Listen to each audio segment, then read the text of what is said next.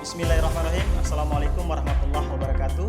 Saya Amal Fauki MPD. Saya merupakan salah satu dosen program studi pendidikan jasmani, kesehatan, dan rekreasi pada perguruan tinggi STKIP Yapusdem. Sebagai seorang dosen berkewajiban menerapkan tridharma perguruan tinggi, salah satunya yaitu pengajaran. Pada semester ini saya diamanahkan untuk mengampu mata kuliah fisiologi olahraga. Mata kuliah ini merupakan mata kuliah keahlian pada bidang studi program S1 Pendidikan Jasmani, Kesehatan, dan Rekreasi dengan status mata kuliah wajib. Mata kuliah ini diberikan kepada mahasiswa semester 1 dengan bobot mata kuliah 2 SKS. Mata kuliah ini membahas aplikasi ilmu fisiologi olahraga dalam aktivitas olahraga, DNA, sel dan inti sel, mitokondria, mekanisme kerja otot, sistem kardiovaskuler, kebutuhan VO2 max, berbagai cabur, kapasitas kerja maksimal, mekanisme pembentukan energi, dan sistem energi predominan dalam olahraga, karbohidrat loading, kelelahan dan pemulihan, kesalahan latihan, pembuangan asam laktat, penggunaan doping dalam olahraga, prinsip-prinsip latihan dalam olahraga, sistem endokrin dan peranan hormon dalam aktivitas, dan sistem urin ginjal serta cairan.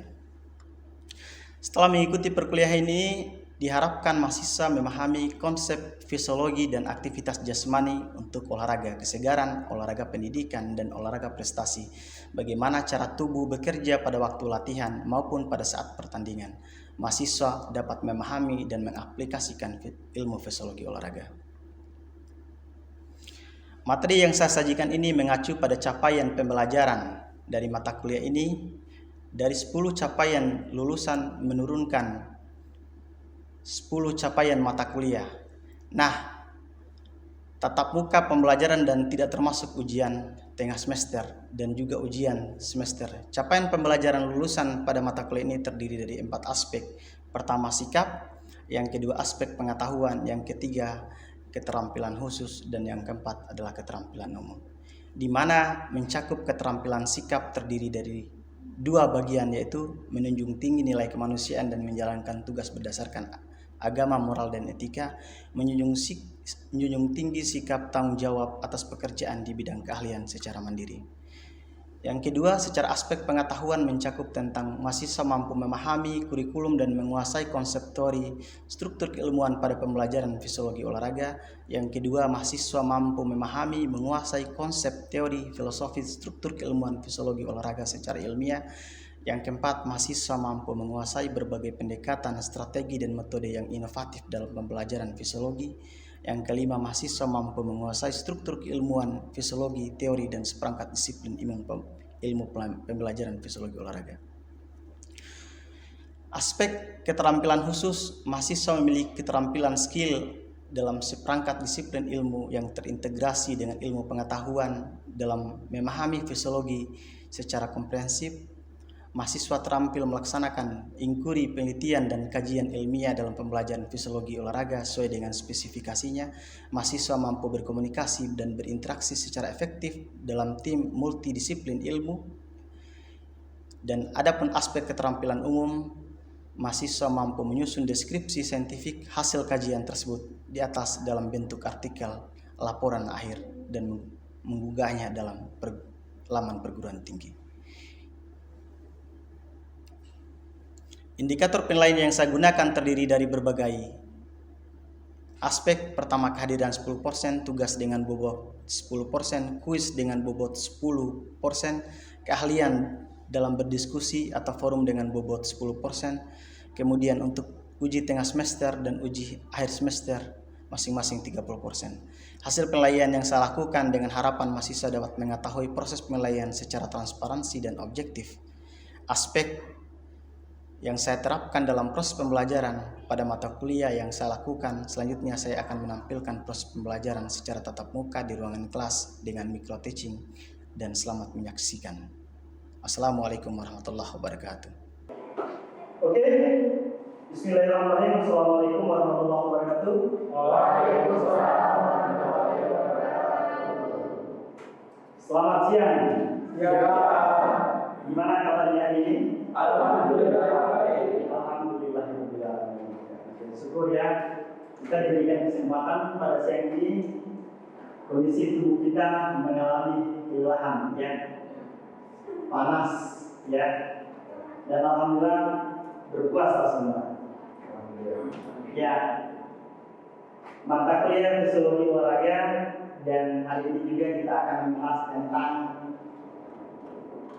kelelahan dan pemulihan dalam olahraga.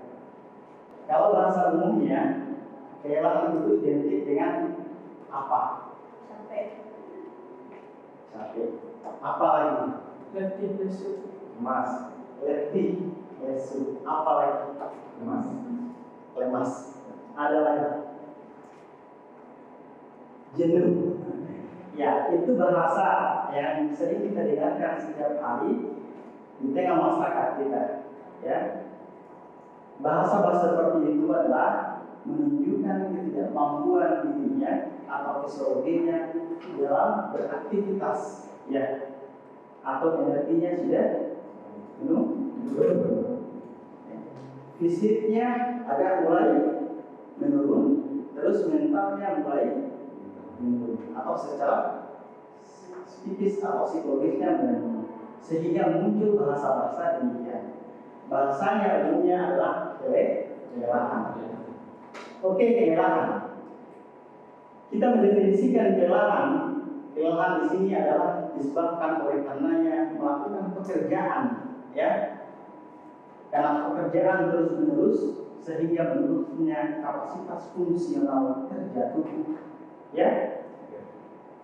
Itu dalam pandangannya Gigi Wijoyo 2010. Terus beberapa teori mengatakan bahwa definisi kelelahan artinya di mana tubuh mengalami kehabisan energi karena perpanjangan kerja yang dilakukan. Kelelahan sering muncul pada jenis pekerjaan yang dilakukan secara berulang-ulang atau monoton. Itu dua kata kunci. Suatu aktivitas yang dilakukan secara berulang-ulang atau monoton, ya, sehingga pekerjaan yang berulang-ulang dan monoton itu mengalami, ya, penurunan fungsi kerja tubuh, ya, terjadi kejenuhan, ya, dengan aktivitas yang dilakukan seperti itu. Terus teori kedua mengatakan bahwa kondisi yang menunjukkan keadaan tubuh baik fisik maupun mental semuanya berakibat pada penurunan daya kerja serta ketahanan tubuh. Itu pandangannya Sumamo 2009. Terus para ahli mengatakan lagi, ya, kelelahan merupakan suatu bagian dari mekanisme tubuh untuk melakukan perlindungan agar tubuh terhindar dari kerusakan yang lebih parah dan akan kembali pulih apabila melakukan istirahat.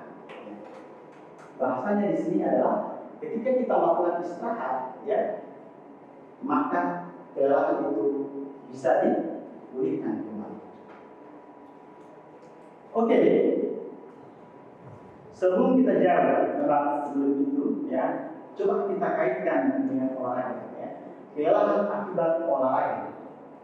Aktivitas yang dilakukan oleh olahraga, ya, menurunnya daya tahan endurance kita, daya tahan otot, kekuatan otot, ya, akibat, ya, olahraga yang berulang-ulang, ya, sehingga memunculkan yang namanya kelelahan.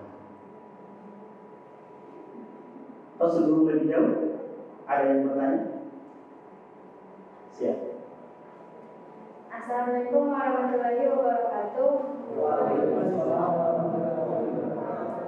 Perkenalkan, nama saya Nisa. Saya ingin bertanya, apa yang perlu diperhatikan agar tidak mengalami kelelahan berlebih pada saat melakukan aktivitas olahraga? Oke, aplaus buat Anda. Apa sih yang perlu diperhatikan, ya, supaya tidak mengalami kelelahan pada saat melakukan aktivitas olahraga? Ada yang bisa membantu saya untuk menjawab? Oke, saudara Adiansa.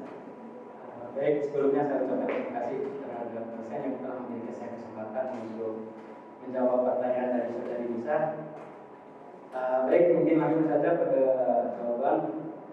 Baik, yang harus diperhatikan yaitu prinsip latihan. Nah, karena memang prinsip latihan itu sangat penting dalam melakukan aktivitas olahraga. jika prinsip latihan tidak dijalankan, maka ketika kita melakukan olahraga itu akan dampaknya kelelahan berlebihan. Nah, ada 4 faktor dalam prinsip latihan, yaitu yang pertama kesiapan. Nah, dalam kesiapan ini yaitu materi dan dosis latihan itu harus sesuai dengan usia atlet. Nah, yang kedua individu. Nah, seperti yang kita ketahui bahwasan setiap individu itu memiliki perbedaan yang mampu menerima beban atau kegiatan yang kita lakukan. Nah, contohnya mungkin saya mampu melakukan push up hanya 10 kali dan saudara saya ini mampu melakukan push up 20 kali.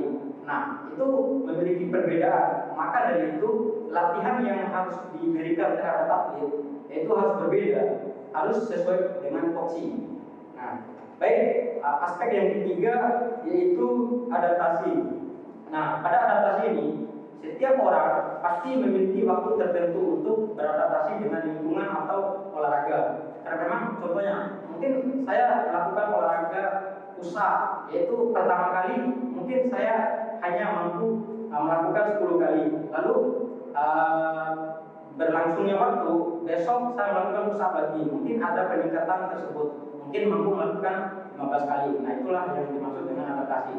Jika kita melakukan terus-menerus, maka proses dan tubuhnya kita akan tinggi. Nah, kira-kira seperti itu. Baik, ada aspek keempat, yaitu beban lebih. Nah, beban lebih ini yang dimaksud yaitu ketika seseorang melakukan olahraga, maka harus di atas pencapaian beban dia sendiri. Nah, misalnya saya melakukan olahraga ini, saya melakukan push up. Sebenarnya saya mampu hanya 10 kali, namun saya harus paksa untuk menyampaikan 12 kali. Kenapa? Karena memang ketika saya paksakan untuk menyampaikan 12 kali, maka kemungkinan besok saya melakukan push up lagi, maka harus menyampaikan 20 kali. Karena memang ketika kita biasa untuk melakukan aktivitas yang berlebihan, maka tubuh dan daya tahan kita akan lebih. Mungkin kira-kira seperti itu untuk jawabannya. Baik, saya kembali ke Pak dosen. Oke, terima kasih kepada Adiansa. Aplaus buat saudara. Oke, masukan yang bagus dengan pendekatan prinsip-prinsip latihan yang bagus, sehingga prinsip-prinsip latihan yang bagus meminimalisir akibat dari kelelahan itu sendiri. Oke, ada yang menambahkan? Oke, saudara Alfi. Assalamualaikum warahmatullahi wabarakatuh. Perkenalkan, nama saya Arvin. Saya ingin menambahkan sedikit jawaban dari saudara Adiansa agar tidak mengalami kelelahan berlebihan pada saat melakukan olahraga. Yang pertama yaitu latihan bervariasi. Yang dimaksud latihan bervariasi yaitu melakukan gerakan-gerakan dalam olahraga berbagai macam, tidak menonton pada satu gerakan saja, agar kita terhindar dari rasa jenuh, keresahan yang merupakan hal yang memicu psikologi kita atau psikis kita akan lelah. Terus yang kedua, kita melakukan progresif peningkatan. Yang dimaksud progresif peningkatan ini yaitu melakukan latihan secara meningkat atau secara bertahap. Misalnya dari yang sederhana ke yang kompleks, dari yang kuantitas ke yang kualitas, dan dilakukan secara berkelanjutan atau berangsur-angsur. Kemudian yang ketiga yaitu recovery atau pemulihan. Yang dimaksud di sini yaitu kita bisa melakukan recovery dengan pemanasan atau pendinginan bertujuan untuk memulihkan kembali suhu tubuh kita dan memulihkan kembali massa otot kita. Dan kita bisa mengonsumsi makanan yang mengandung glukosa seperti yogurt. Mungkin itu saja yang dapat saya tambahkan. Saya kembalikan kepada Pak dosen. Oke, halo semua.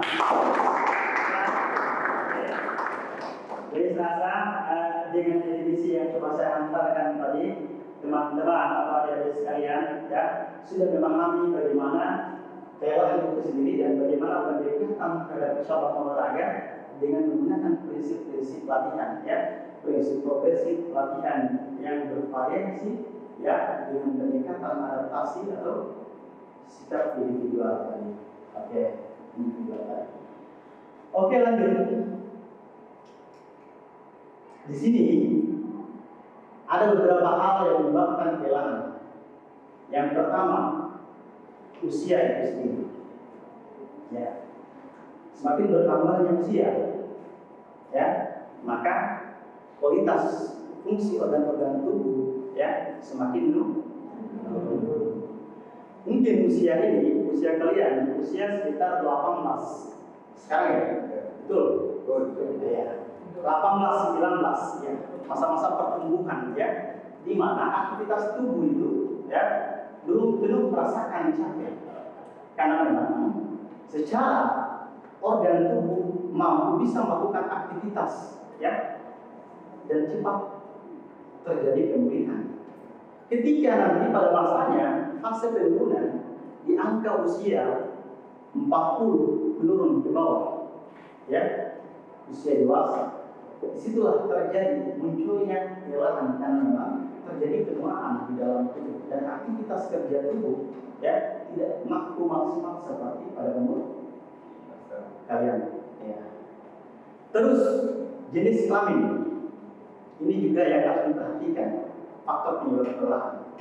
Jadi perempuan sekarang ini perempuan sering mengalami kelelahan karena memang setiap bulannya mereka mengalami yang namanya sirkulasi ya atau menstruasi ya. Maka kualitas fisik perempuan dan laki-laki pasti berbeda, dan perempuan lebih dominan ya cepat mengalami kelelahan dikarenakan ya mereka setiap bulan mengalami menstruasi. Terus yang ketiga, status gigi ya. Gigi sangat penting untuk menopang terjadinya kelelahan ya di dalam tubuh ya. Maka saya mencoba melakukan analisis dan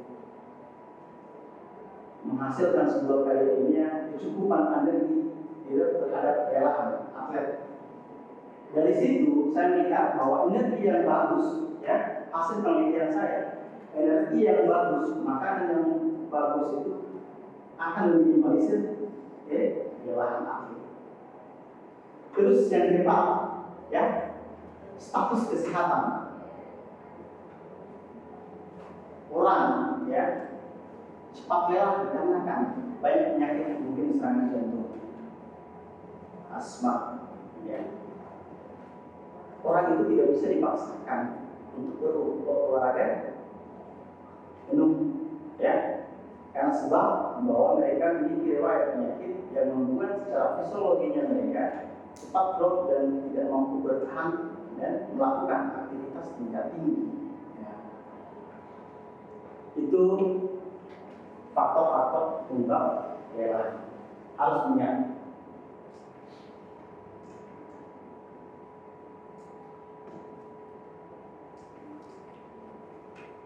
Oke, ada pertanyaan lagi? Ada? Mau jawabkan? Baik, sedikit pertanyaan yang ingin saya sampaikan kepada Pak dosen. Nah, itu berkaitan dengan usia. Yaitu usia kan berkaitan dengan kelelahan. Nah, saya ingin bertanya, kenapa demikian pada atlet sepak bola Indonesia itu dan kita bandingkan dengan atlet sepak bola luar negeri seperti Lionel Messi dan Ronaldo. Nah, itu kan umurnya udah tua. Lalu kenapa di Indonesia ini atlet sepak bola itu cepat pudar untuk atau usianya yang 30 tahun dia sudah tidak mampu. Nah, padahal atlet sepak bola di luar negeri usia 30 dia masih dipakai. Nah, kenapa dia bagus ya? Maka daya tahan tubuh itu ya tidak cepat drop. Itu yang terjadi ya. Produktivitas latihan yang secara teratur ya tidak memaksakan latihan yang berlebih dengan intensitas lebih, dengan volume yang lebih, yang mengakibatkan kelelahan. Dia mampu menakar ya latihannya agar latihannya itu bisa berjenjang dan tidak mengalami kelelahan berlebih ya. Itu mungkin pertanyaan. Ada yang bisa tadi? Oke. Ya, pada kesimpulannya bahwa kelelahan adalah kehilangan efisiensi penurunan kapasitas daya tahan tubuh akibat berolahraga. Ya. Pertama, ya, mungkin daya tahannya. Yang kedua, mungkin dikarenakan karena kemampuan psikologisnya, ya, sehingga itu yang memunculkan kejenuhan pada saat kita melakukan aktivitas olahraga. Ketika prinsip-prinsip yang dibicarakan tadi mau kita penuhi, ya, pendekatan adaptasi, pendekatan usia, pelatihan yang progresif, ya, sehingga kelelahan yang dimunculkan pada saat beraktivitas olahraga bisa diminimalisir dengan baik. Itu aja mungkin. Terima kasih atas pertemuannya hari ini. Ya, semoga kalian dalam keadaan sehat walafiat. Minggu depan tetap belajar, ya, dan mempelajari lagi, ya, apa faktor-faktor berlanjut dari penyebab kelelahan itu sendiri. Terima kasih atas waktunya. Wassalamualaikum warahmatullahi wabarakatuh.